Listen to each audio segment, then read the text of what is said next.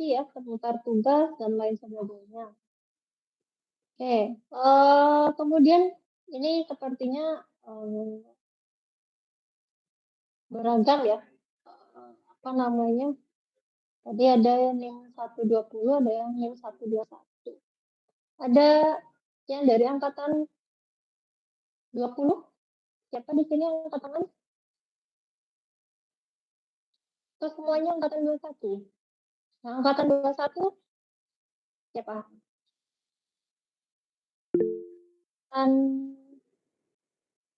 Angkatan 21 itu SE4 ya. Oke, angkatan 21 semua ya. 121 ya. Di sini ada 120, ada 119. Ervin Hendrani. Ada di sini Ervin. Ervin dari prodi mana?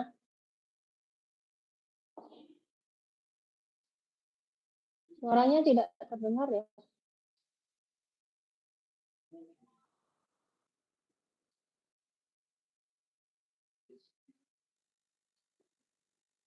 Ervin Nadia Rahmawati. Ini dari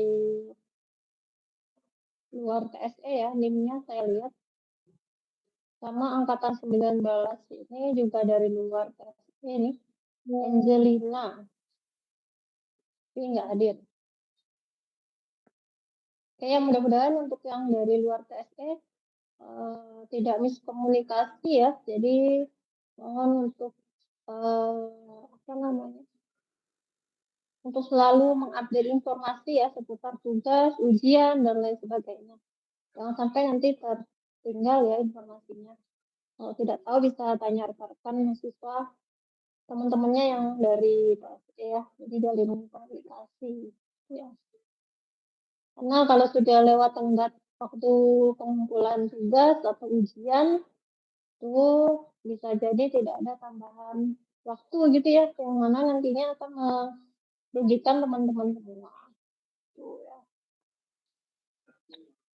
Oke, untuk sama saya nanti mungkin untuk 2 pertemuan ini ya, 2 pertemuan sebelum UTS, ada satu topik yang mungkin akan saya bawakan ya di mata kuliah TI ini ya. TI ini mata kuliah di TSE itu semester 7 ya.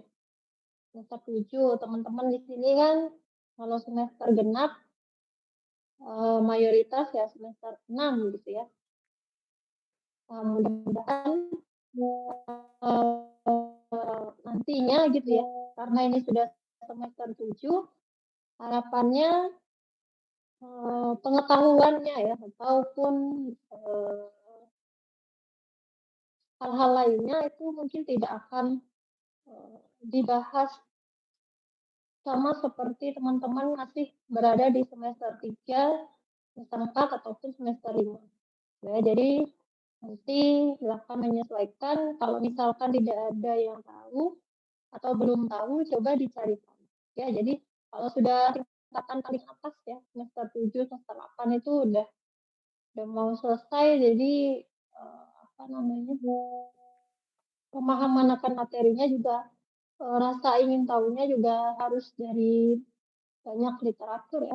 Jadi tidak seperti semester 3, semester 4 atau semester 5 yang mayoritas semuanya dari dosennya. Oke, saya share screen PowerPoint. Apakah sudah dapat terlihat? Sudah, Bu.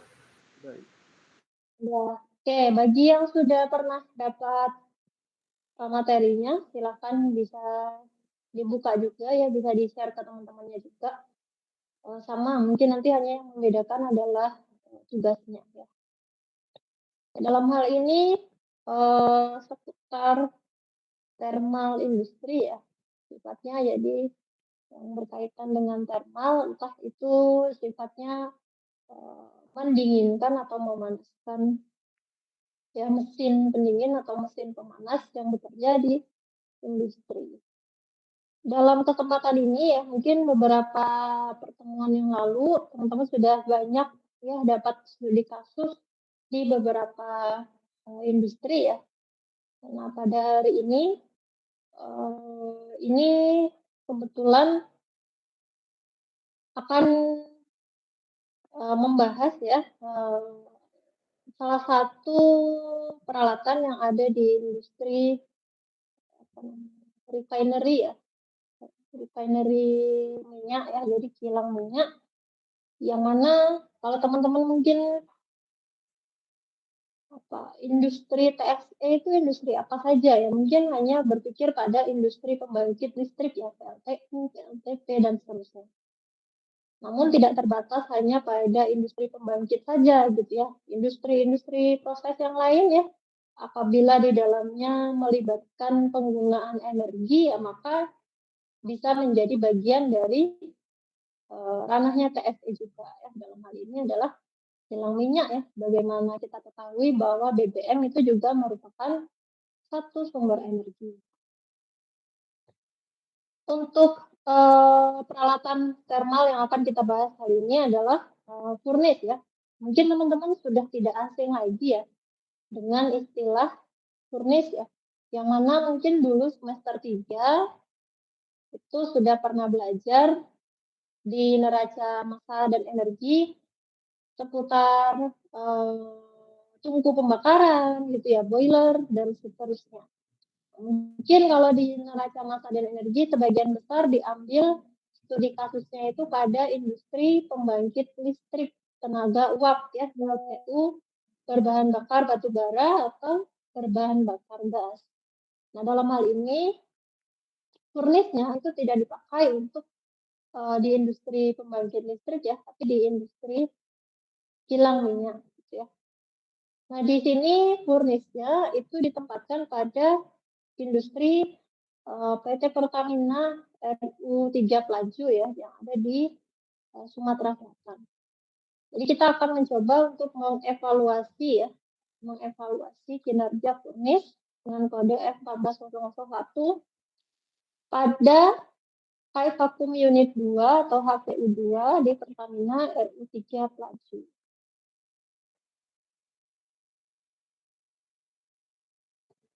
Nah, tadi kan di judulnya disebutkan ya, pada High Vacuum Unit 2 ya, atau HVU2. Nah, di sini apa yang dimaksud dengan High Vacuum Unit 2 gitu ya. Setidaknya kita memperoleh gambaran secara umumnya dulu. Ya, jadi unit HVU2 ini merupakan salah satu unit yang ada di kilang Pertamina RU3 Pelaju ya. Gambarnya seperti ini. Ini gambar yang diperoleh dari Google ya, karena tidak boleh membawa kamera ya di dalam area kilang, jadi kita ambil dari situ. HVU2 ini merupakan salah satu unit yang ada di kilang Pertamina RU3 Pelaju yang berfungsi untuk sebagai alat distilasi ya. Jadi minyak itu kan vaksinasinya menggunakan alat distilasi ya. Alat distilasinya di sini disebut dengan high vacuum unit ya. Sesuai namanya high vacuum, berarti unit distilasi yang menggunakan tekanan vakum yang tinggi. Nah, kenapa dia menggunakan tekanan vakum gitu? Karena HVU2 ini mengolah bahan setengah jadi ya, jadi bukan crude oil dari hasil pengeboran minyak itu langsung masuk ke sini, bukan gitu ya. Tapi hasil pengeboran minyak itu kita masukkan dulu ke unit distilasi atmosferik biasa ya, crude distiller biasa. Nah, lalu bottom product atau produk bawahnya ya, produk sisanya dari unit distilasi biasa tadi masuklah ke sini, jadi ya, ke unit HVU2 untuk dipisahkan lagi dengan menggunakan tekanan vakum gitu ya. Nah, kenapa sekarang pertanyaannya harus menggunakan tekanan vakum gitu ya? Karena tadi bahan baku yang diperoleh tadi ya, yang merupakan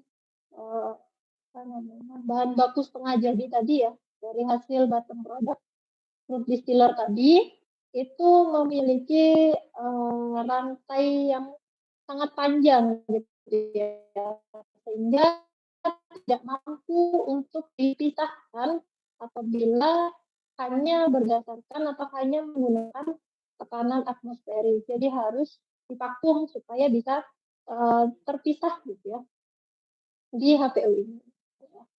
Nah sekarang umpan ya, jadi minyak tadi, minyak sebelum dia masuk ke HPU itu akan dipanaskan di furnace ini tadi, ya furnace F14001 ini.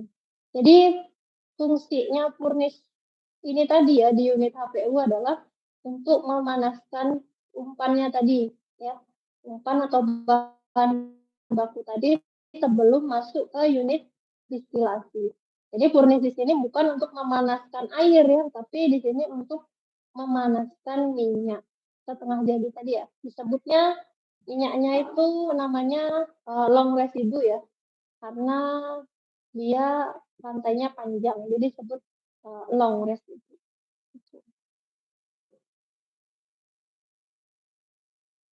Nah, kemudian kita selanjutnya akan mengenal ya spesifikasi furnace F14001. Tadi sudah sempat kita bahas di awal ya, bahwa fungsinya itu adalah untuk memanaskan umpan berupa long residue ya hingga temperatur tertentu. Dalam hal ini temperaturnya adalah 360 derajat Celcius sebelum masuk ke kolom distilasi HPU tadi.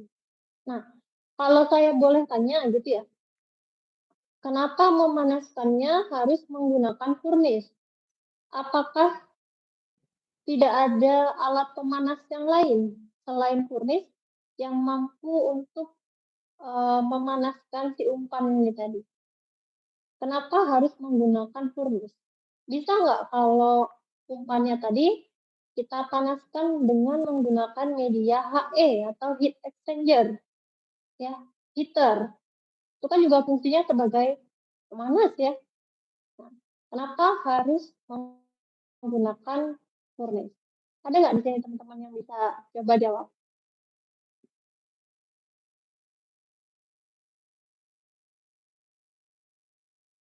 Suara saya masih terdengar? Masih terdengar, Bu. Izin Ya, silahkan. menurut saya kalau dipanaskan dengan heat exchanger malah tidak efisien gitu, Bu. Mungkin dengan furnace ini apa ya, panas yang untuk memanaskan minyak tadi itu lebih efisien gitu. Sekian, Bu. Oke, lebih efisien ya dibandingkan heater. Oke, ada yang punya pendapat yang berbeda mungkin saya persilakan. Atau mungkin ada pemanas-pemanas yang lain.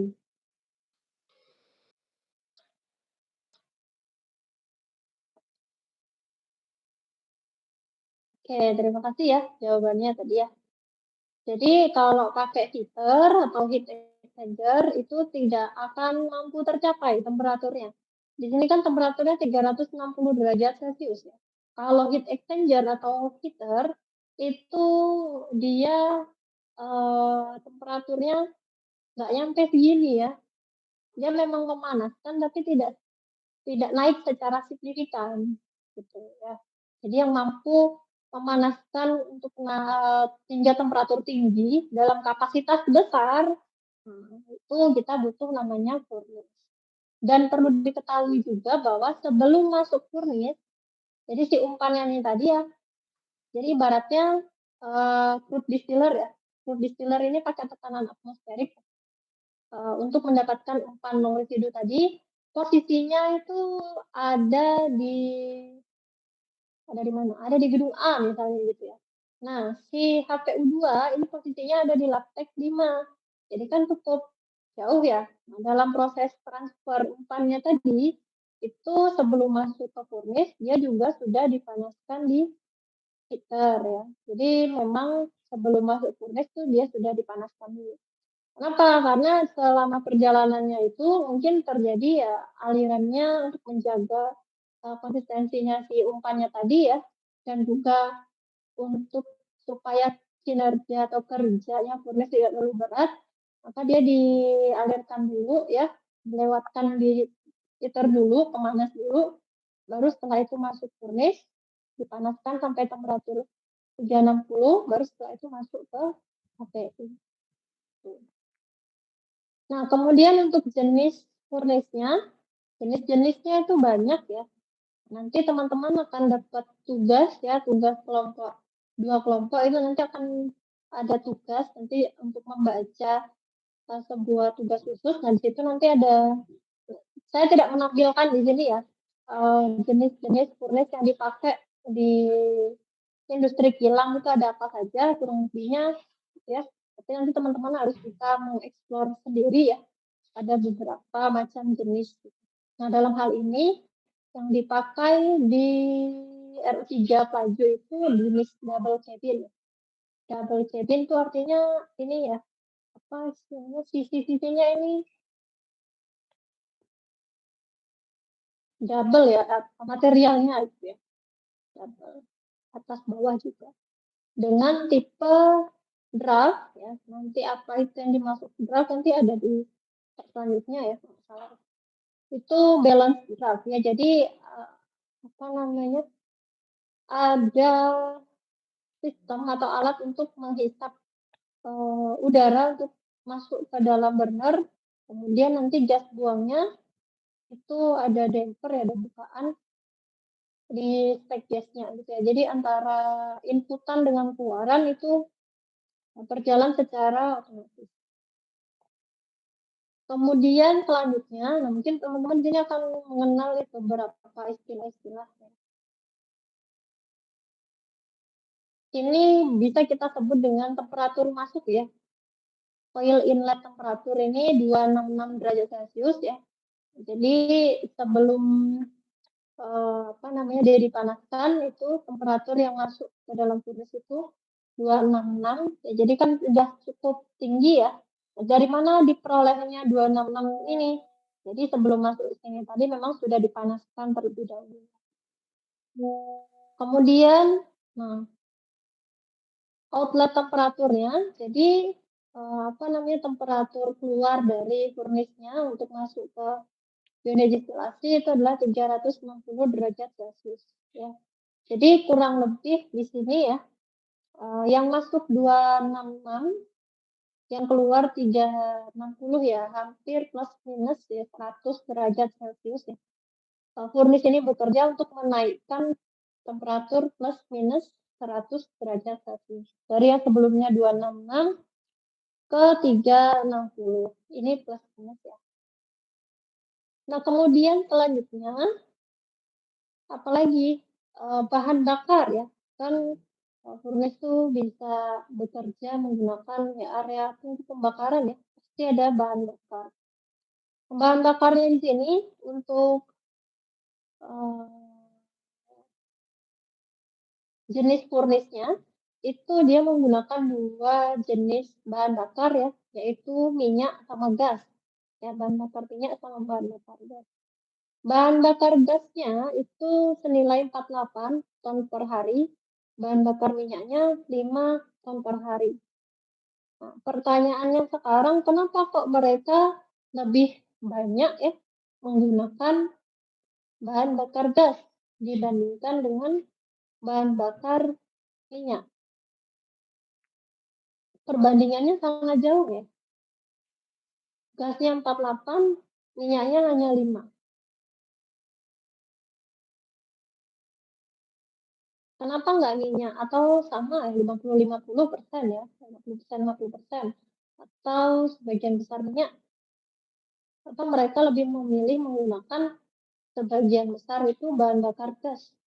Dan minyaknya hanya 5 ya perbandingannya. Atau bahkan bisa jadi minyak ini jarang dipakai ya, lebih sering mereka pakai yang gas, bahan bakar gas.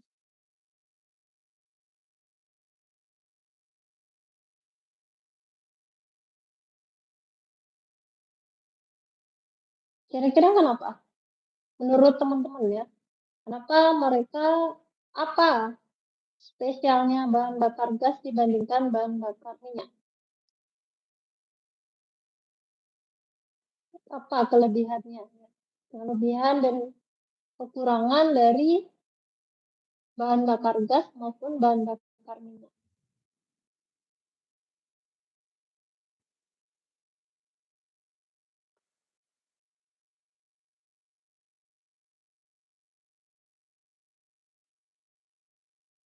Silakan, apa ya? Kan sudah pernah belajar ya sebelumnya, atau nyari-nyari searching di Google juga nggak apa-apa ya.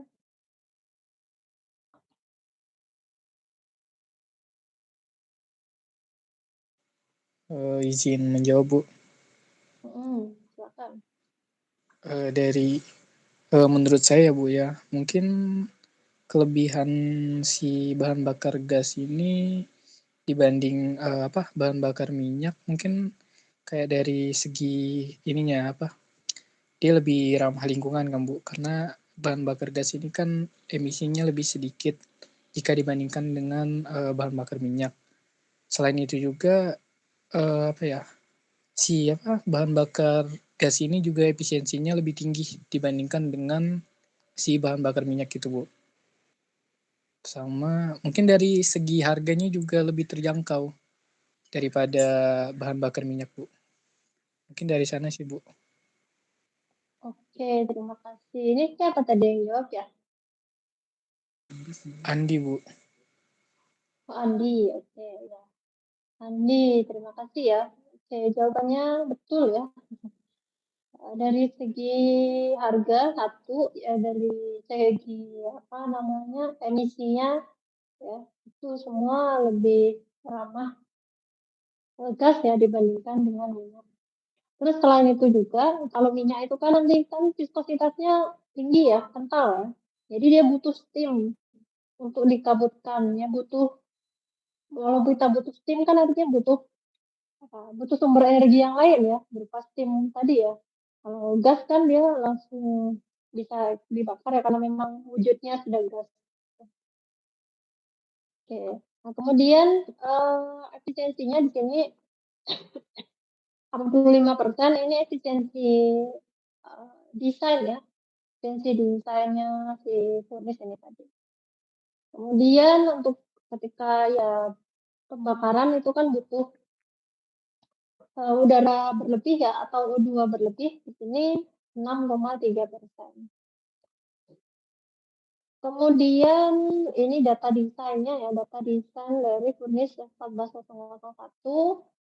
Struktur furnace berupa bangunan berdinding plat baja yang bagian dalamnya dilapisi oleh material tahan api, batu isolasi untuk menahan kehilangan panas ke udara melalui dinding furnace. Ini untuk struktur atau material furnace-nya ya dari plat baja dan batu tahan api ya. Kemudian di sini untuk spesifikasi lainnya dari furnace itu sendiri ya. Untuk cup-cupnya ya, pipa-pipanya ini dipasang secara horizontal ya sesuai sama gambar yang ada di samping ya. Jadi dipasang secara horizontal mengikuti dindingnya. Kemudian letak burner pada bagian bawah atau di lantainya ya ini. Kemudian nyala api akan sejajar tegak lurus ke atas ya, sama seperti obor ya. Kemudian bagian radiasi, bagian konveksi. Bagian radiasi pada sisi samping dan bagian kerucut ya. Jadi ya, kalau kita lihat bagian di sebelah kirinya, jadi di sini ada radiasi, ini ada konveksi ya. Bagian radiasi di sebelah sini, bagian konveksi di atasnya. Kemudian furnace ini merupakan jenis yang memiliki efisiensi termal tinggi. Tadi efisiensi berapa? 85% ya. Memang yang termasuk jenis yang paling bagus di antara yang lain. Beban panas sekitar 20 sampai 300 MBTU per jam. Kemudian selanjutnya, nah tadi dari segi tipe draftnya ya. Ini menggunakan balance draft ya, kombinasi antara forced draft dan induced draft. Forced draft itu memberikan udara pembakaran dengan blower ya di bagian bawahnya. Induced draft itu untuk menarik gas keluar melewati cerobong dengan blower. Jadi ada sistem sirkulasinya ya. Kemudian di sini flue gasnya ya. Flue gasnya ini tidak dibuang ke lingkungan ya, melainkan dia dimanfaatkan kembali ya. Jadi tidak ada panas yang hilang, jadi panasnya ini dimanfaatkan kembali oleh APH ya, air preheater, sebagai pertukaran panas dengan udara ke burner. Jadi udaranya itu temperaturnya nggak 25 ya, tapi sudah dipanaskan dipanaskan di APH ya, sehingga udaranya sudah tidak 25 ya, mungkin di atas 30 ya. Nah, sehingga membantu meringankan kinerja dari furnace-nya itu sendiri. Kemudian tipe ini jenis yang mahal ya, memang tadi dari segi efisiensi yang paling tinggi ya dibandingkan yang lain. Kemudian proses perpindahan panas dalam furnace tadi sini sudah ada bagian-bagiannya, maka sudah jelas ya ada perpindahan panas secara radiasi ya, dari pancaran api burnernya tadi dan dari secara konveksi. Kemudian untuk pembakaran tidak akan saya bahas secara detail kembali karena sudah pernah dibahas sebelumnya ya. Harus ada bahan bakar segitiga api lah. Nah, kemudian di sini mekanisme pembakaran juga sebelumnya ini sedikit mengulang ya. Pembakaran lengkap dan sempurna, lengkap tapi tak sempurna, pembakaran sempurna, yaitu berbeda di produknya ya. CO2 H2O itu yang diinginkan. Yang tidak diinginkan itu apabila ada CO.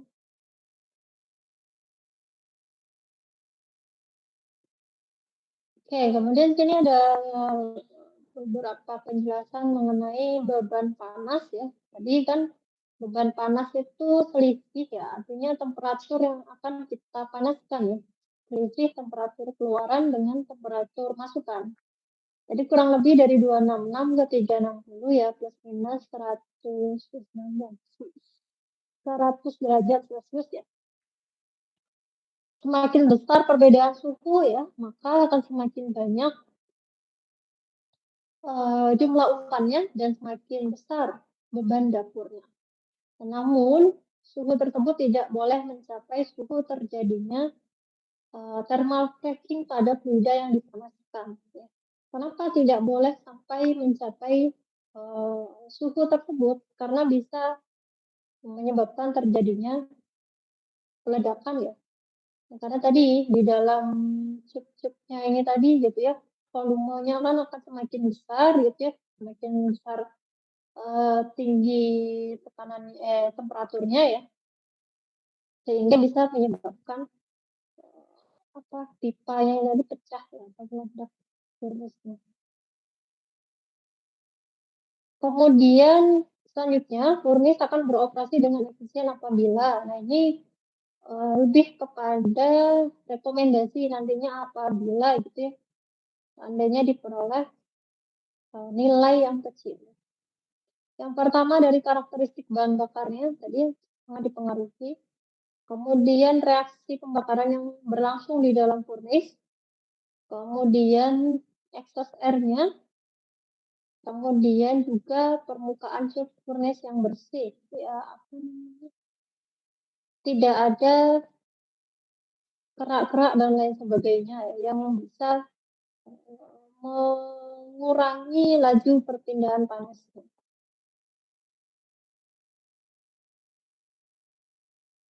Nah, kita masuk ke tinjauan evaluasinya, apa yang ditinjau gitu ya. Ada dua ya, dari neraca energinya dan dari efisiensi termal. Untuk mendapatkan nilai efisiensi kita butuh menghitung neraca energinya.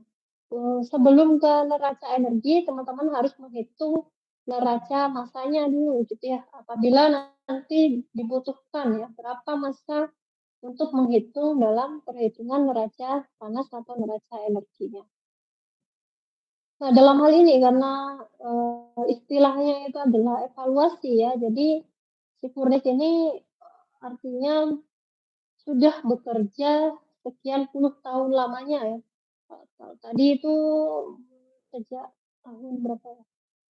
Saya lupa. Ya, artinya sudah berjalan lebih dari apa namanya ya, 10 tahun ya, atau artinya bukan termasuk alat yang baru dipakai gitu ya. Jadi kita gunakan istilah evaluasi ya. Ini kita nanti akan membandingkan dengan hasil terdahulu, gitu ya, hasil terdahulu yang sudah ada.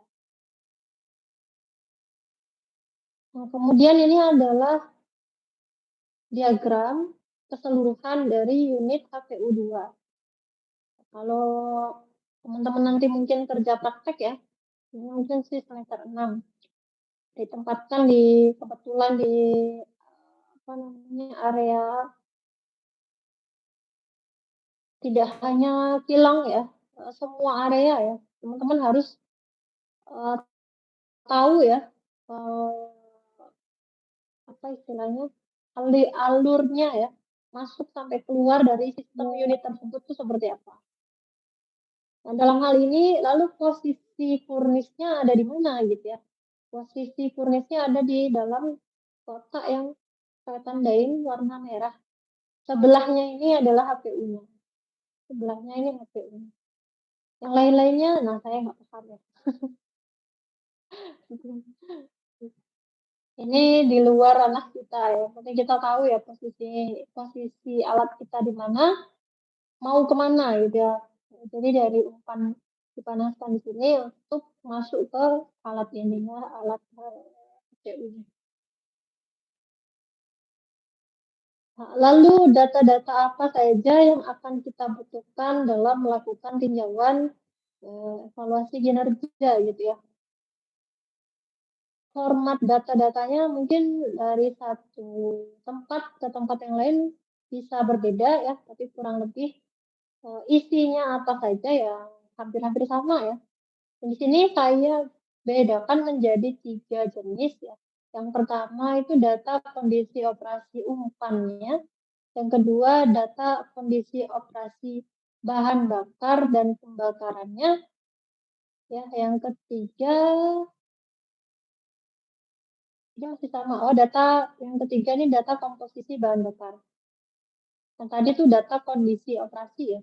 Data kondisi operasi bahan bakar dan pembakaran, ini data komposisi bahan bakar. Jadi saya eh, dipecah ya, jadi diklasifikasi berdasarkan 3 jenis ini.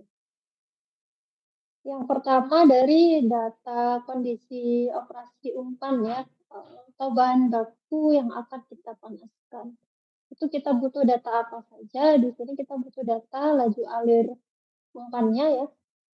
Dalam satuannya pun beragam ya, mungkin ya kalau secara umumnya itu ton per hari ya, ton per day.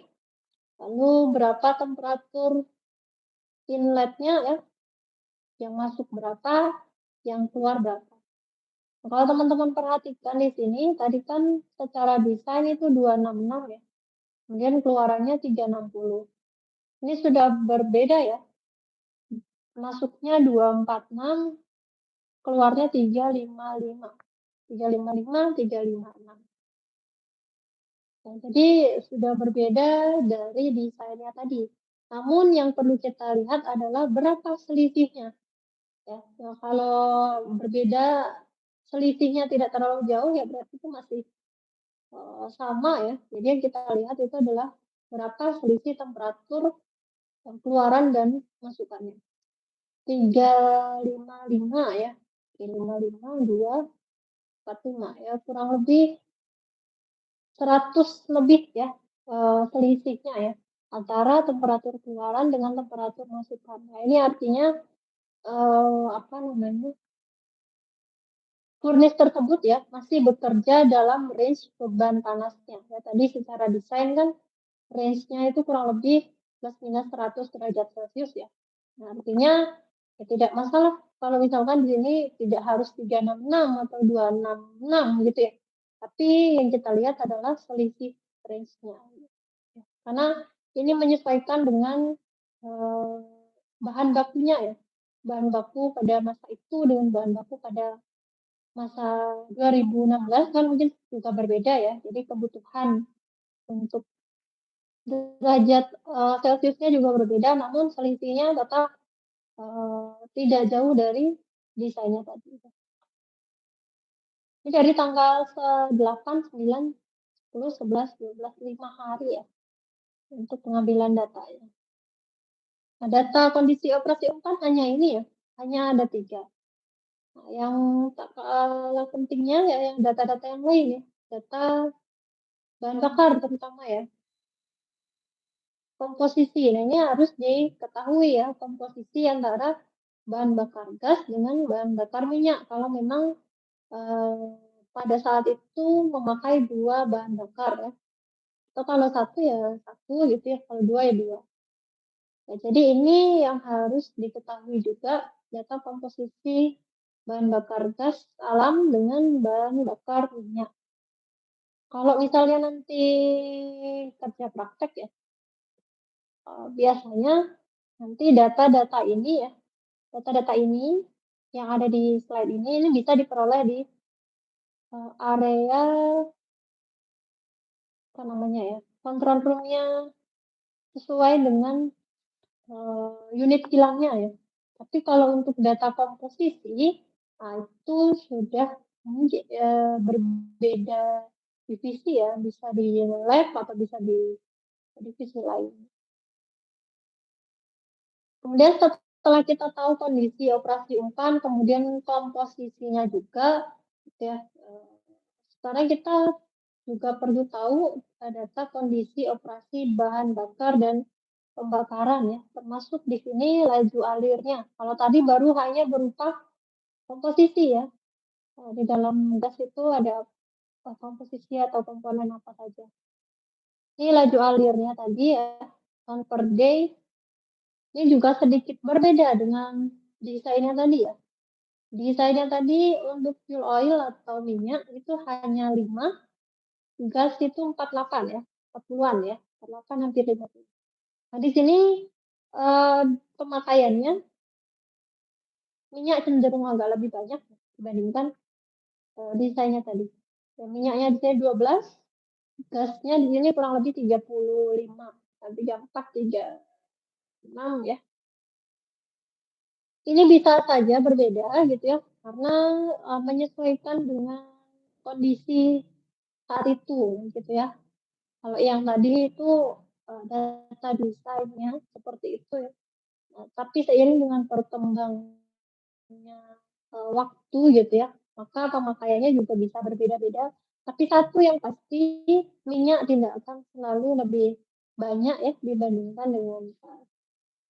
Nah, kemudian selanjutnya terkait dengan pembakaran, karena ini menggunakan minyak, jadi kita butuh steam ya untuk pengkabutan si minyaknya tadi. Ini laju alirnya karena flow-nya ya, laju alir minyaknya sama, jadi steam-nya juga sama, laju alir per harinya. Yang berbeda-beda hanya gasnya ya. Oke, kemudian data apa lagi yang akan kita perlukan gitu ya. Di sini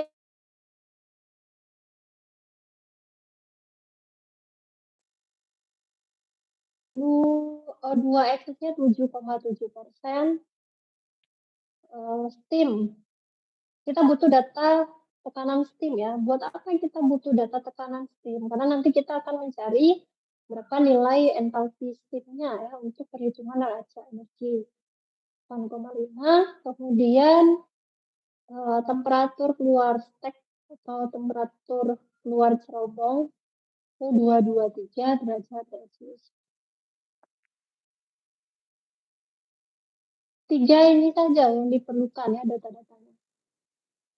Tapi mendapatkannya itu ya menjadi suatu tantangan tersendiri ya, ada yang ada yang enggak gitu. Nah, setelah kita tahu data-data ini ya, maka kita akan membuat blok diagram sederhana yang mana sudah teman-teman pernah pelajari di semester 3 ya. Jadi blok diagram input, proses, dan outputnya. Tujuannya buat apa? Nanti untuk memudahkan kita ya dalam menghitung neraca energi ataupun efisiensinya. Mana yang masuk, mana yang keluar. Gitu ya. Bahan bakar ada 2, umpan 1, udara yang bawahnya masuk udara.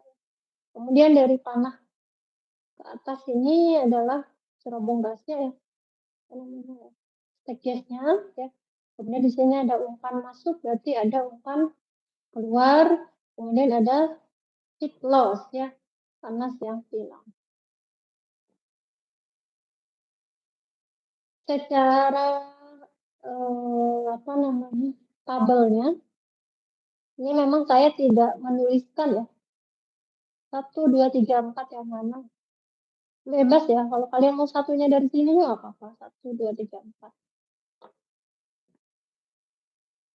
Kalau dibuat tabel seperti ini ya, jadi ada Q1 ada yang masuk ya, input dan output. Input yang masuk ya, ada Q1 sampai Q7 yang mulai dari, karena ini neraca panas ya, jadi kita langsung ke panasnya saja, tidak membahas masanya.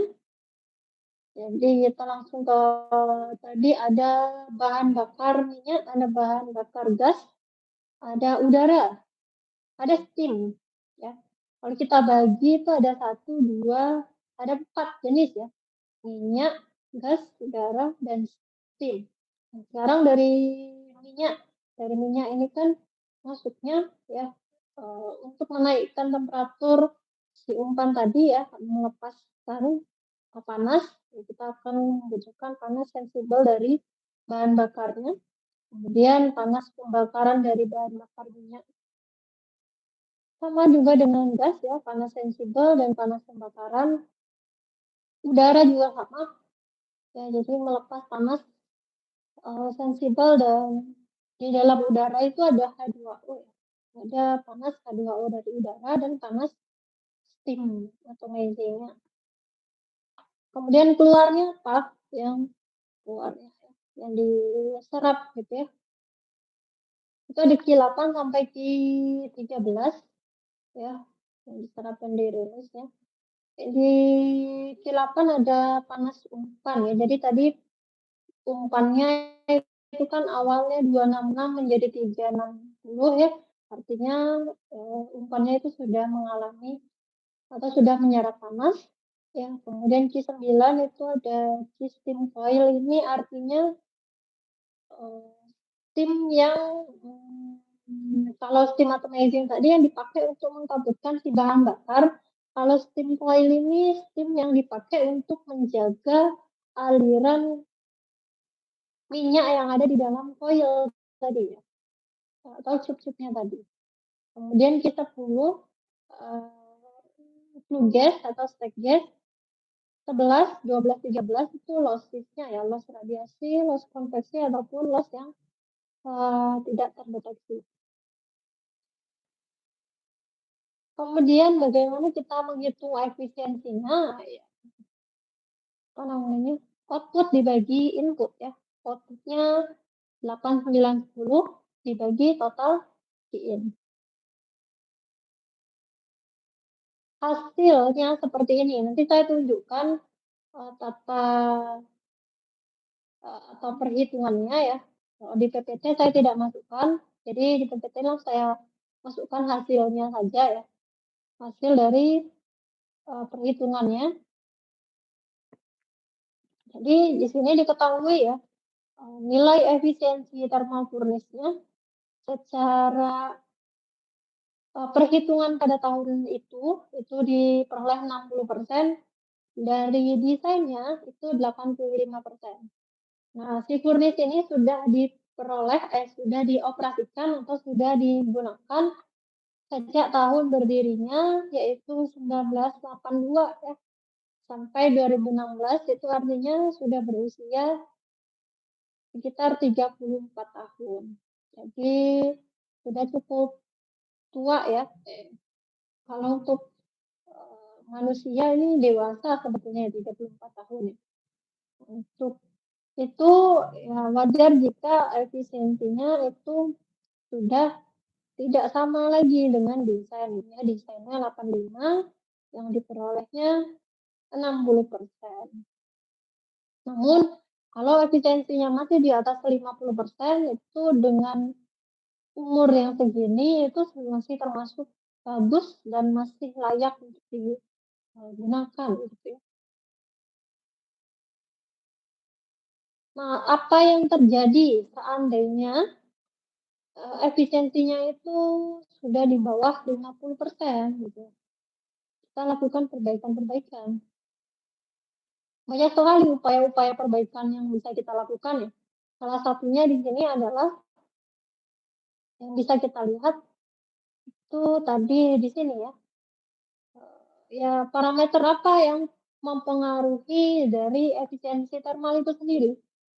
Nah, salah satu ya ini salah satu parameter yang mempengaruhi itu adalah O2 excess atau udara excess-nya. Di sini 7,7%. Sebelumnya secara desain itu hanya 6,3%. Artinya sudah jauh ya dari desain. Apa yang terjadi kalau misalkan secara apa namanya yang digunakan itu ya tidak sesuai dengan desain. Selain dari efisiensinya yang akan turun, dia akan menyebabkan pemakaian bahan bakar yang berlebih gitu ya. Nah, kalau kita pakai perbandingan ya, perbandingan sederhana ini ya, apabila seandainya penggunaan O2 excess-nya itu memakai standar yaitu 6%, dibandingkan dengan aktualnya 7,7% kan artinya lebih 1,7% ya. Itu kita bisa merugi biaya 684.881 US dollar per hari bahan bakar. Jadi selain berdampak pada efisiensinya, berdampak juga pada biaya bahan bakar, volume bahan bakar yang kita pakai, ya, biaya bahan bakar yang kita pakai juga akan membengkak gitu ya, atau istilahnya ya kita rugi sekian US dollar karena apa namanya satuannya itu kalau dirupiahin entah berapa ya rupiahnya. Itu salah satu parameter yang mempengaruhi dari efisiensi thermal dari penggunaan furnace itu sendiri. Jadi dengan memperbaiki satu dari sekian parameter yang berpengaruh, itu secara energi kita akan dapat ya, secara biaya juga kita dapat gitu. Yang lain-lainnya ada nggak Bu? Ada banyak ya, nanti bisa teman-teman pelajari ya, pertama dari kualitas bahan bakar ataupun yang lainnya itu juga mempengaruhi dari efisiensi furnace.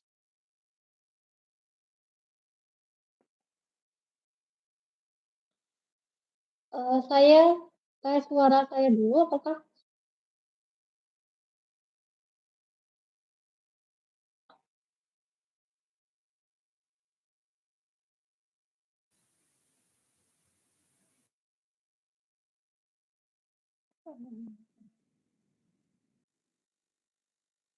Masih terdengar ya? Masih, Bu. Masih, Bu. Oke. Sebetulnya ini nanti saya share juga ya. Teman-teman bisa pelajari kembali kalau misalnya di sini sementara ini belum mengerti ya. Nah, ini perhitungan neraca energinya, jadi nanti teman-teman harus buat dulu ya.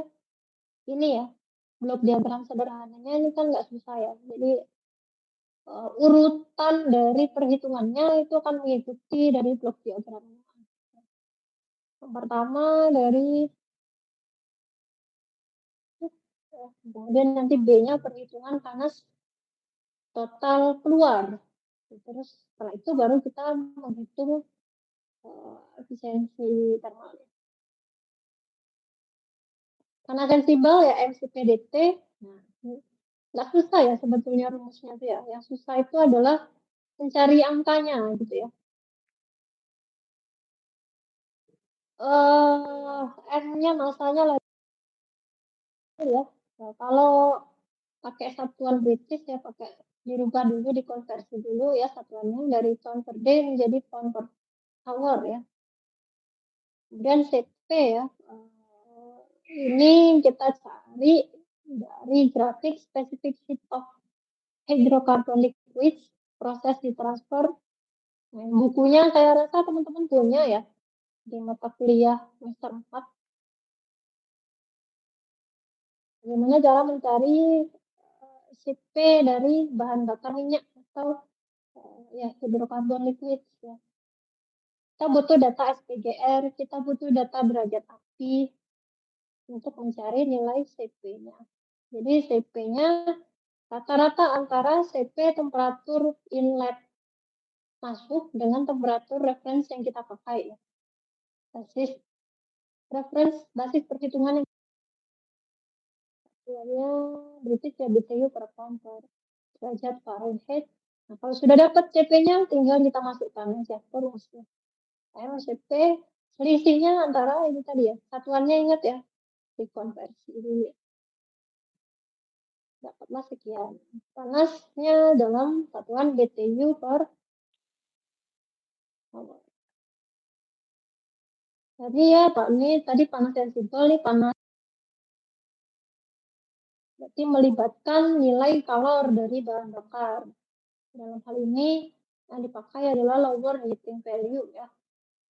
Nah, mencari LHV ini tidak sama seperti LHV atau NHV batu bara atau gas ya. Gas pun nanti juga ada lagi ya. Kalau batu bara mungkin bisa ya, mudah ya. Ada biasanya kalau sekali apa tes gitu ya. Kalau minyak ataupun gas itu biasanya ada yang enggak, ada yang ada gitu ya. Ya, kalau yang enggak ada, jadi kita cari pakai rumus gitu ya. Baru dapatlah sekian. Tinggal dikali massa, dikali LHP-nya. Terus gas juga sama ya, MCPDT. Nah, CP-nya ini kalau gas sih banyak ya. Karena tadi komposisi bahan banyak ya, salah ya, dari CH4, C1, C2, C3, dan seterusnya. Maka kita akan mencari CP-nya nih per komponen ya. Mencari CP per komponen. Baru nanti dapat CP totalnya berapa. Ini saya langsung aja ya. Nah, ini sebetulnya di Excel-nya ada. Ini ya. Nah, ini per komponen ya. Sini. Nah, ini ya CP-nya. Terus ini delta T-nya, ini Q-nya. Jadi langsung ya, Q-nya dia mencarinya per komponen. Nanti totalnya inilah besarnya Q dari sensible fuel gas-nya.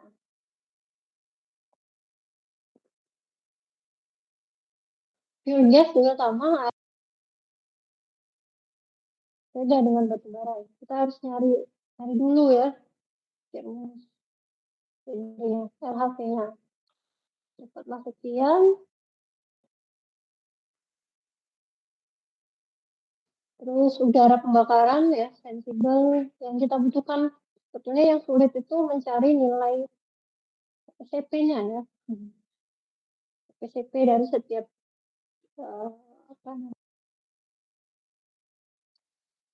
komponennya ya. Kalau udara ya, berapa temperatur udara pembakaran dari 236, temperatur ambien-nya berapa 36. Maka kita cari CP-nya dari sifat-sifat udara tadi ya. Setelah ini CP-nya sekian ya, kemudian kali kita masukkan aja MCPDT-nya. Kemudian H2O dari udara. Nah, mol ini kan gram per dm ya. Nah, gramnya ini adalah teman-teman dapatkan dari neraca massa ya. Jadi fungsinya kalau tidak ada dari perhitungan neraca massa ini. Dibagi BM dapatlah 0,34. Lalu CP ya, temperatur udaranya tadi berapa? Temperatur referensinya, kemudian rata-ratanya kita tinggal kalikan dari bukan N ya, N, N CP DT. Tim tadi juga kita butuh data tekanan timnya berapa gitu ya. Kita akan mencari entalpinya. Jadi temperatur pakai tekanan sekian, steam table nanti berapa entalpinya. Massa steamnya kan tadi ada ya, dikali entalpi. Begitu pula dengan panas yang keluar ya. Feednya kan berupa minyak ya. Jadi masih sama dengan cara mencari CP dari bahan bakar minyak. Steam coil yang kita butuh.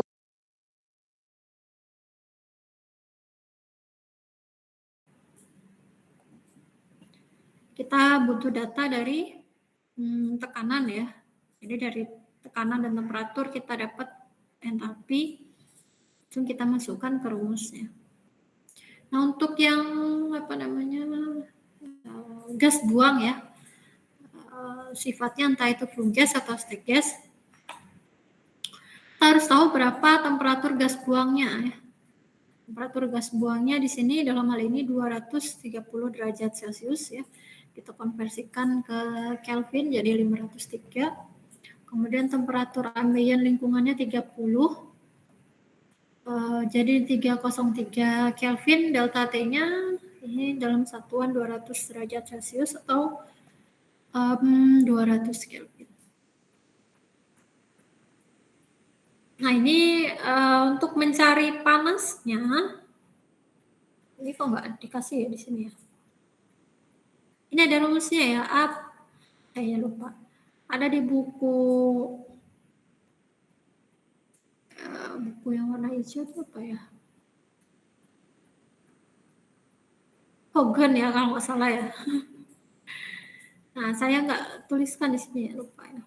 Kalau di Excel-nya, saya lihat.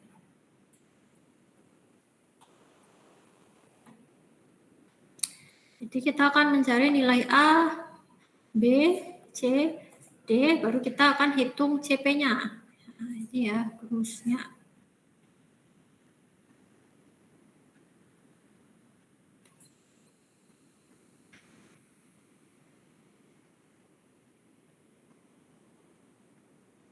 A plus B kali C plus ini ya rumusnya ya. Apa nih? C dikali 218 ya. Delta T. C delta T pangkat 2 ditambah D dikali delta T pangkat 3 per komponen dari gas buangnya ya. Kemudian di sini langsung kita masukkan Q-nya. Q-nya di sini NCP dt.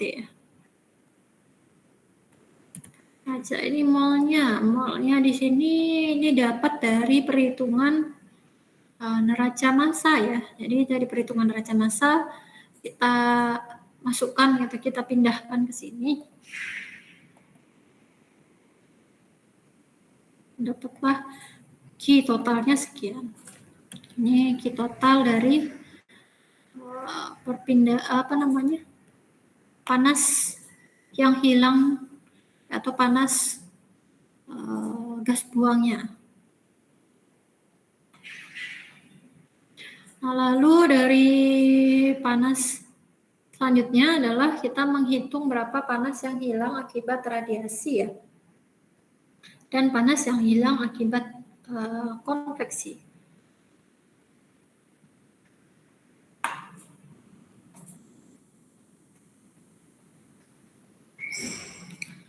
Nah, untuk akibat konveksi ini rumusnya Q sama dengan HA delta T, HA dt ya. Jadi ini saya lupa ngasih rumus ya.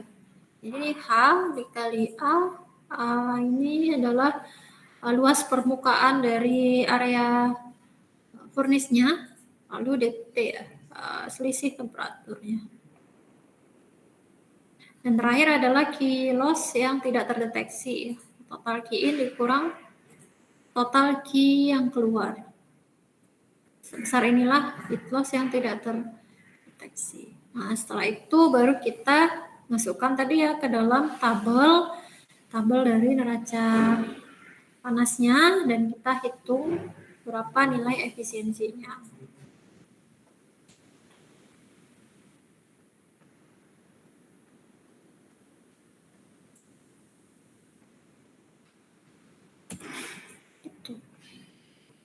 Oke, sampai di sini dulu. Ada pertanyaan, saya persilakan. Nanti ini saya share juga ya PDF-nya. PDF-nya tapi ya bukan Excel-nya ya.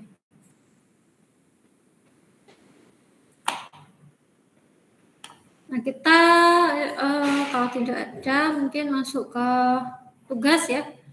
Nah, kemarin itu mungkin teman-teman sudah pernah dibagi kelompoknya ke dalam 4 kelompok ya. Jadi ini sudah saya bagi, tapi saya tidak tahu ya siapa-siapa kelompok 1, siapa-siapa kelompok 2 dan seterusnya. Jadi nanti dalam pengerjaan tugasnya mohon disertakan nama-namanya ya. Kelompok 1 ini untuk menganalisa ya, ini kan nanti yang dihitung di dalam perhitungan ini itu kan data di awal ya, atau data rata-rata. Jadi untuk kelompok 1 itu tanggal 9 dan 10, kelompok 2 itu tanggal 11 dan 12. Nah, lalu kelompok 3 dan kelompok 4, ini ada kebetulan ya, ada satu mahasiswa yang hampir sama ya, hampir sama, cuma beda industri ya.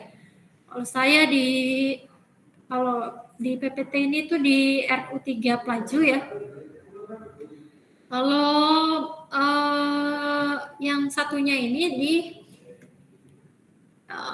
kilang migas Cepu. Ya, di Pelaju sama di Cepu. Tinjauannya juga sama-sama furnace untuk memanaskan umpan minyak ya. Jadi mungkin nanti akan kelompok 4 dan kelompok 5 akan menemukan sedikit cara yang berbeda ya dari yang ada di yang saya jelaskan tadi itu ya. Tapi kurang lebihnya ya hampir sama ya. Meskipun nanti cara yang dipakai itu berbeda. Ya artinya teman-teman nanti akan mencoba untuk memahami ya step by step dari perhitungannya seperti apa. Jadi dipelajari ya, dibaca. Kemudian setelah itu kalau yang bersangkutan ini ya, yang di Cepu ini tadi dia mencari nilai efisiensi termal rata-rata selama 5 hari, maka teman-teman akan mencari yang kelompok 4 itu tanggal 11 dan 12, kelompok 5-nya tanggal 13 dan 14 Juli 2023. Ini kebetulan hampir sama persis ya, tinjauannya sama-sama furnace di industri kilang. Oke, sampai di sini ada pertanyaan, saya persilakan. Ibu izin bertanya. Untuk kelompok 4 dan kelompok 5 bisa dibaca, ada hard copy-nya ya kalau nggak salah ya. Atau kalau enggak ya coba kalau mau soft copy-nya ya izin dulu ya dengan mahasiswa yang bersangkutan.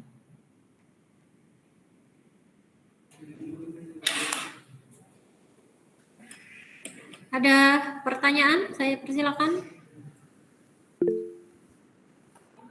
Oke, Dina. Ibu izin bertanya, Bu. Berarti itu bentuk Word aja ya, Bu, perhitungannya sama Excel-nya atau gimana, Bu?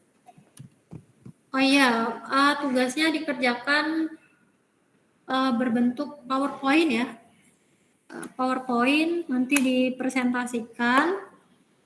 sama hasil perhitungannya bebas, boleh dalam bentuk Word, boleh dalam bentuk Excel, boleh dalam bentuk PDF, boleh. Jadi ada dua, satu untuk presentasi PPT, satu hasil perhitungannya. Oke Bu, untuk perhitungan sendiri sebenarnya untuk mastiin perhitungan itu udah benar atau enggak itu ada ini nggak sih Bu, ciri-ciri khusus, misalkan apakah nanti outputnya ini bakal segini atau apa gitu? Gimana Bu itu? Patokannya lihat hasil pembandingnya ya. Misalkan nih teman-teman dapat nih ya kelompok 1 tanggal 9 sama tanggal 10. Nah, dari mana kita tahu perhitungan kita benar atau perhitungan kita itu kurang benar gitu ya. Kita coba lihat data hasilnya. Ya, data hasil ini dibandingkan dengan data speknya. Nah, data spek ini ya per harinya itu dibandingkan itu. Nah, kalau misalkan ya kan kita kan secara logika gitu ya, kita berpikir secara logika. Kalau misalnya di sini ya, misal kita dapat di tanggal 9 umpannya itu 5713,5, sedangkan yang di perhitungan itu 5706, maka panas sensibelnya seharusnya besar atau kecil. Semakin besar pitnya kan semakin besar ya panasnya. Nah, seperti itu ya, hal-hal seperti itu yang di cross check ke dalam hasil perhitungannya. Terus endingnya nanti di cross check di nilai efisiensinya. Tuh.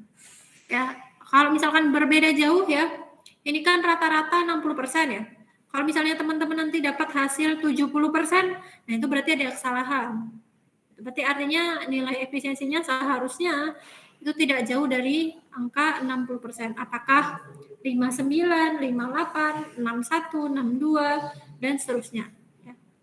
Jadi hasil akhirnya tidak terlalu jauh ya. Kalau misalkan hasilnya 70%, nah itu berarti ada kesalahan dalam perhitungannya.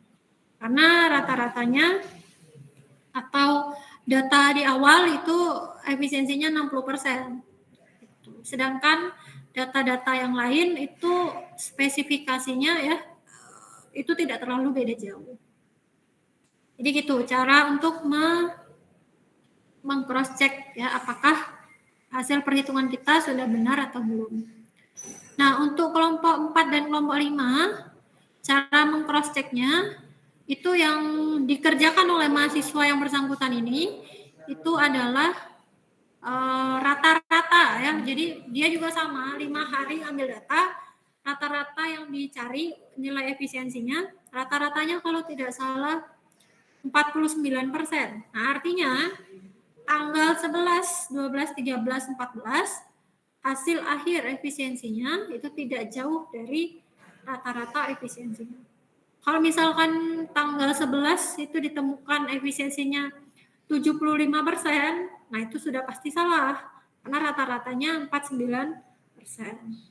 Ya, jadi meng-cross check-nya adalah dengan membandingkan antar data dengan hasil yang telah diperoleh yang sudah ada. Kalau misal berbeda jauh artinya ada kesalahan nih mungkin ya. Tuh.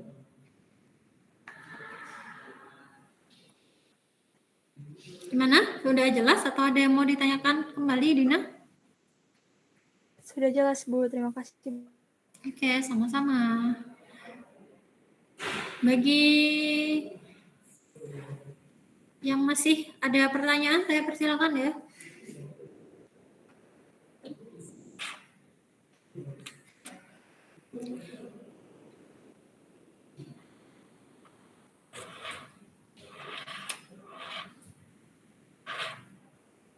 Maaf Bu, izin bertanya, untuk tanggal 11 itu kalau nggak salah tanggal merah itu apa?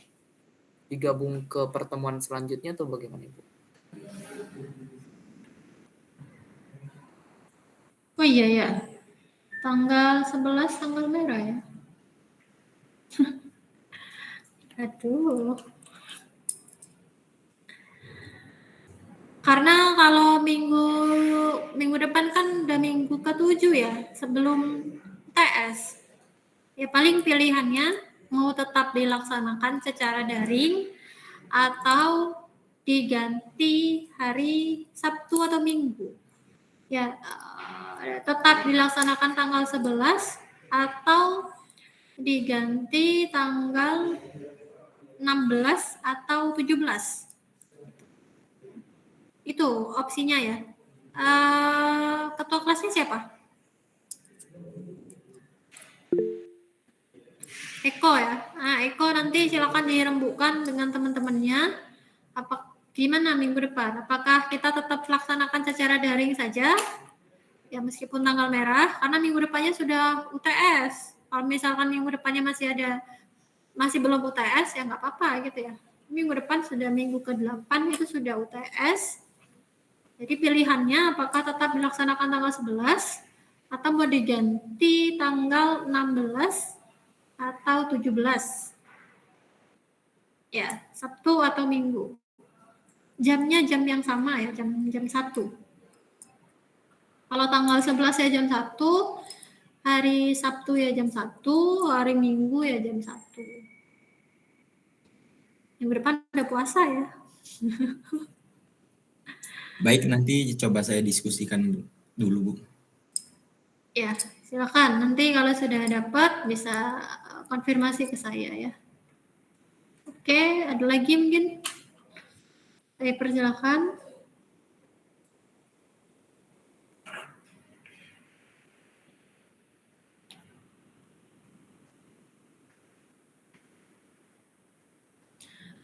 Kalau tidak ada, mungkin kita cukupkan ya sampai di sini pertemuan kita hari ini. Mudah-mudahan bermanfaat ya. Saya tutup. Billahi taufiq wal hidayah. Wassalamualaikum warahmatullahi wabarakatuh. Selamat siang.